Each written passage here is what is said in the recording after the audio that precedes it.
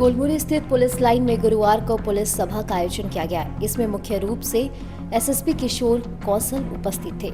इनके साथ ग्रामीण SP Rishabh Garg, ASP law and order Sumit Agarwal और डीएसपी सीसीआर अनिमेश गुप्ता समेत जिले से सभी थानेदार, एसआई और एएसआई और जवान मौजूद थे।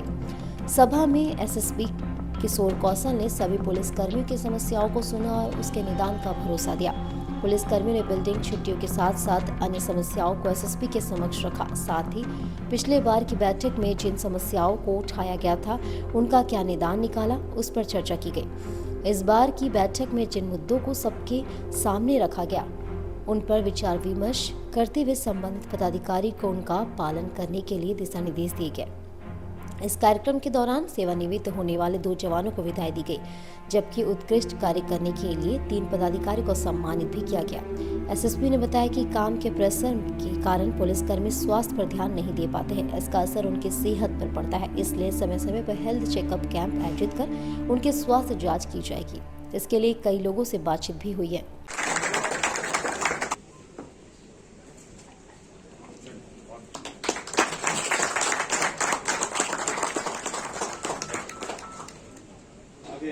महिला सहनी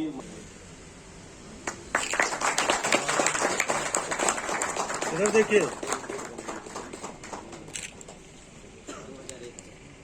शिक्षकगण, पुलिस निरीक्षकगण एवं अन्य संवर्ग के पदाधिकारी एवं पुलिसकर्मीगण,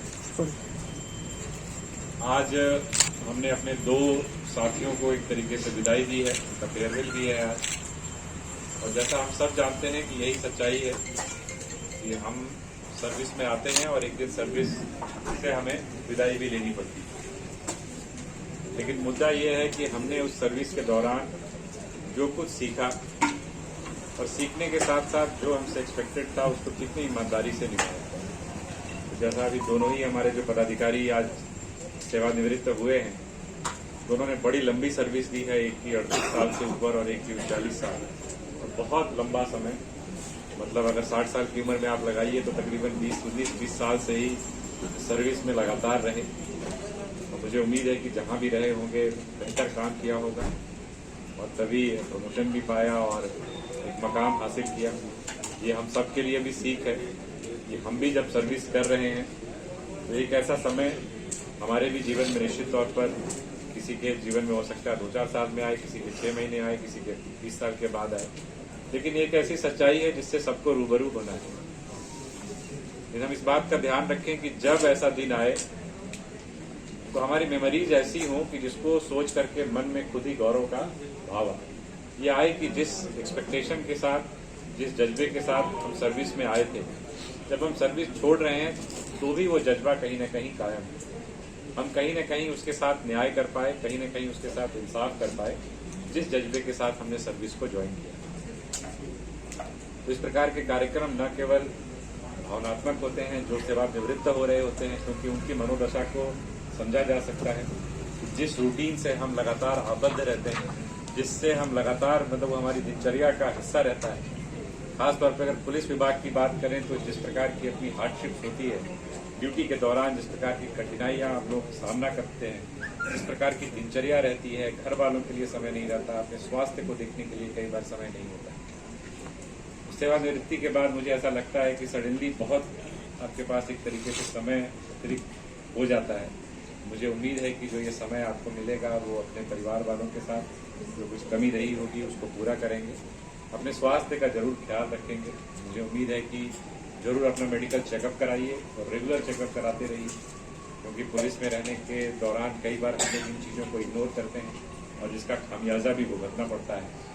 क्योंकि हम लोग अक्सर देखते हैं जब छुट्टियां भी हम लोग ग्रांट करते हैं, तो जिस प्रकार की ईएल के लिए, जो ईएल के लिए भी बात कर रहे थे, जो एसोसिएशन के सचिव हैं, कि जिस प्रकार की रिक्वेस्ट आती है उसमें मैक्सिमम ईएल जो है वो हम लोग जो देख रहे हैं, जो रिक्वेस्ट आ रही है वो तबीयत खराब होने के कारण। देखिए, आज जमशेदपुर पुलिस लाइन में पुलिस सभा का आयोजन किया गया, जिसमें कि सभी संवर्ग के पदाधिकारी, पुलिस अधीक्षक, पुलिस उपाधीक्षक, पुलिस निरीक्षक, पुलिस अवर निरीक्षक, सहनी, हवलदार, कांस्टेबल सभी शामिल हुए और सभी के द्वारा जो है जिनकी जो समस्या थी, जो सामूहिक तौर पर जो समस्या थी, उनको उठाया गया। वो चाहे बिल्डिंग से संबंधित हो या छुट्टियों से संबंधित हो या और भी जो भी इशू जो सामूहिक रूप से लोग कहीं ना कहीं फेस कर रहे हैं, और उन समस्याओं जो पिछले बार भी जो समस्याएं उठाई गई थी उनका क्या निदान निकला, उस पर चर्चा हुई।